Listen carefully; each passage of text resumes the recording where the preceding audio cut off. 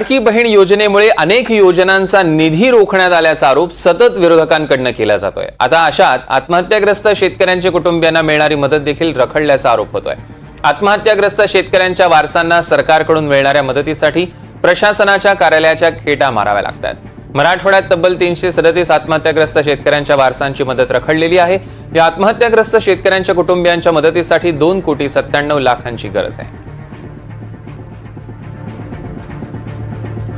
तर नेमकं कोणत्या जिल्ह्यात किती शेतकरी आत्महत्याग्रस्त कुटुंबियांना मदत मिळाली नाहीये बघूयात। छत्रपती संभाजीनगरमध्ये 55 मदतीसाठीची शिल्लक प्रकरणात आवश्यक निधी 39 लाख रुपये।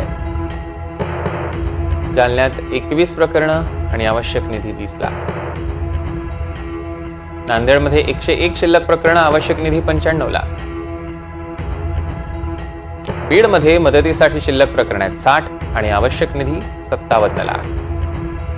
लातूरमध्ये 37 प्रकरणं आणि आवश्यक निधी 25 लाख।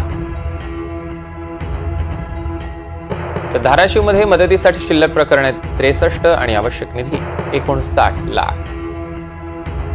एकूण मदतीसाठी शिल्लक प्रकरणं 337, आवश्यक निधी 2,95,00,000।